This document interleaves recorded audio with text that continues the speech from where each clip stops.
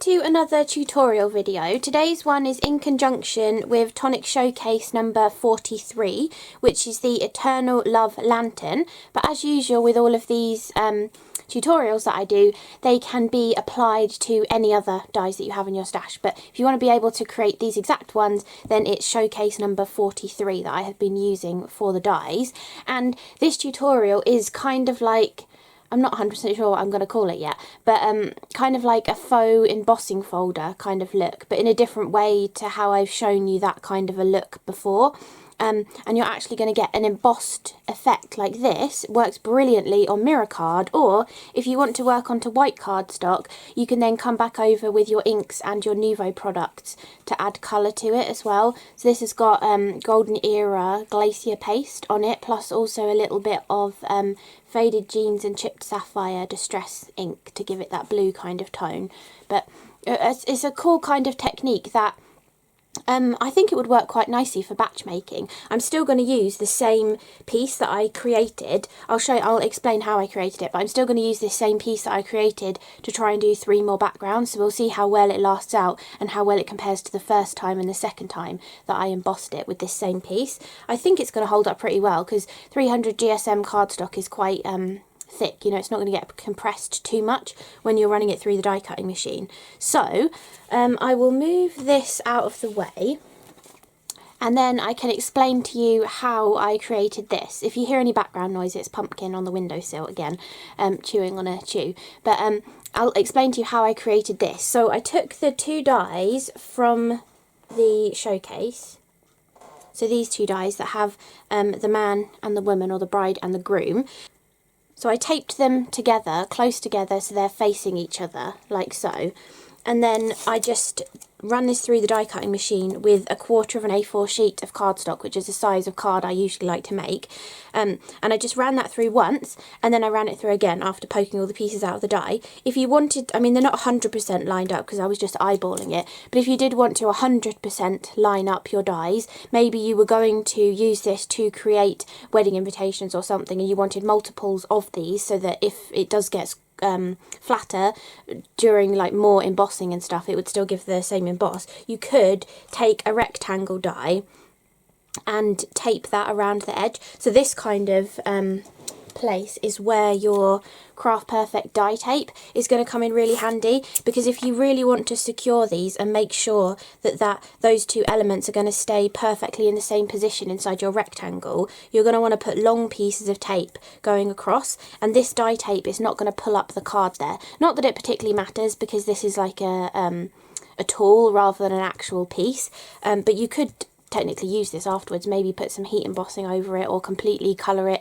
in a darker colour or spray ink or something, but the die tape would be a great way of attaching this, and I would attach it to this side and then up here and down here as well to make sure it's really well attached for multiple die cuts. But basically you get those 2 die cuts and then you line them up perfectly and stick them on top of each other. I did only properly adhere the actual detail, which is why you can sort of lift up the side pieces here. But just make sure they're nicely stuck together in that central section so the detail doesn't slip and give you a ghosting kind of effect. Then you want to bring in your die cutting machine, and of course I'm using the Tangerine. And then for the Tangerine, you want your white plate, your green plate, and your green squidgy mat. Mine are all cut in half. I got my dad to cut them all in half, and then Mum pinched half of the green plate and the green mat. But I've got the green plate, then the green mat. Then you want to put your cardstock on. So I'll show you again on some gorgeous mirror card. And then you want to place your like faux embossing folder on here, and the rubber mat is going to kind of act as the back of an embossing folder. So this is like the front piece that the card would squish into, and the rubber mat is kind of acting like that back raised piece of an embossing folder. So we'll put that together like so, and then just run it through your machine. And you only want to go one way, because if you bring it back the other way, there's a chance it could have slipped and then you'll get a double emboss. So now we've run that through, we can remove this and see that gorgeous embossed impression. And actually, I think that is just as good as the first time that I embossed it for this gold card.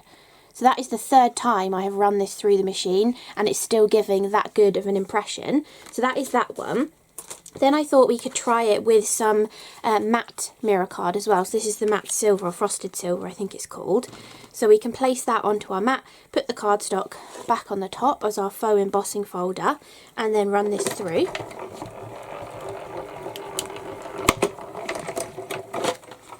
And we can see what effect this gives. And that gives a really lovely effect as well, and you can see it's still really lovely and deep, even though this is now the fourth time we have run this same piece through. So you've got a gorgeous effect, and it even picks up some of the details from these like debossing or cut lines that are in the bride's veil as well. So it even picks up some of that detail too. Really pretty. And then we're going to do one with white cardstock, so I can show you kind of how to ink it up and add some effects to it as well.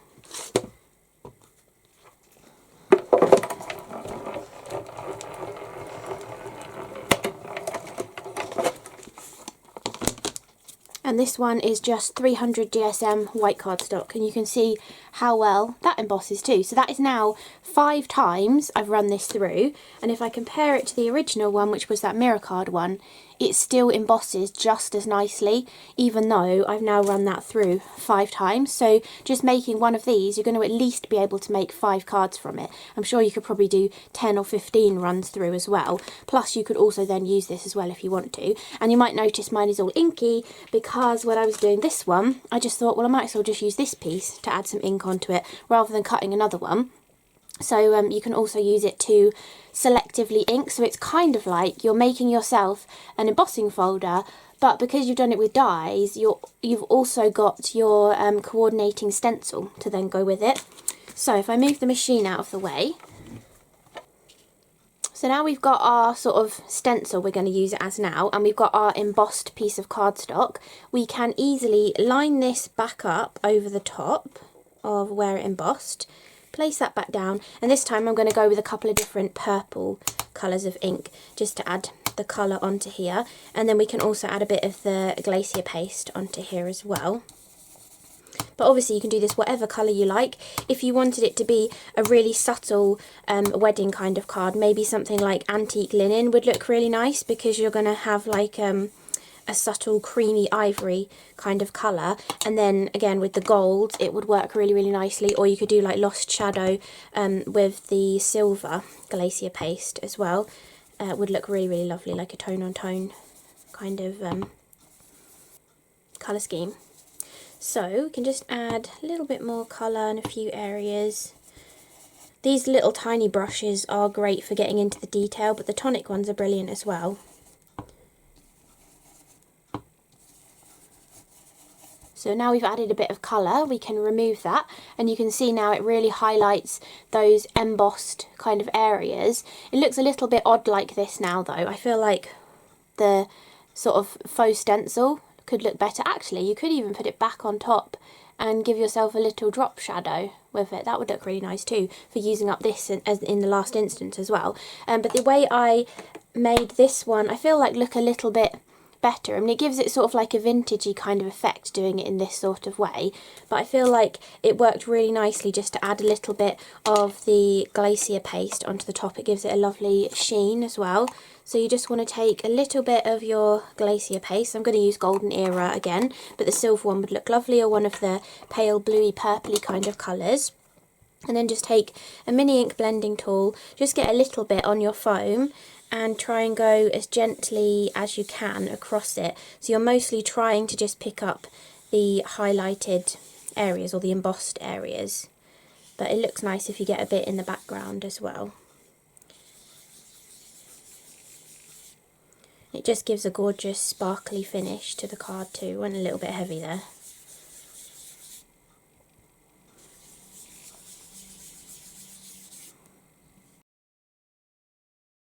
And there you have that gorgeous sparkly finish that the glacier paste gives, and it's quite nice actually because it's not always visible, but I think that looks really nice in the purples. I don't know if I prefer the purples to the blues. I feel like I got more blue in the background. I think I'd put some blue on this as well when I was ink blending over the top. So I think think both give a nice effect, whether you add a bit of the colour in the background or whether you keep it the stark white colour. And then you can take this, you can take any of your nesting square dies or circle dies from Tonic, and you can frame it into there. I know these are quite old ones that aren't available anymore, but there are hundreds of different nesting sets that Tonic do, or different ones that are hidden within large layering die sets as well. Actually, a large layering die set with a fancy edge around it would look fantastic, wouldn't it? And then you could put it on like a 6x6 square card rather than a tiny little 4.5-inch square card. And you don't have to just stick to squares as well. I just thought squares worked nicely, but I think a circle would work really nicely to frame them in as well. So yeah, it's just a different kind of idea that you might not have seen before, because the typical way of doing like a faux embossing folder is normally either just sticking die cuts onto, like same colour die cuts onto the same colour of cardstock, and it gives like a faux embossing folder kind of look.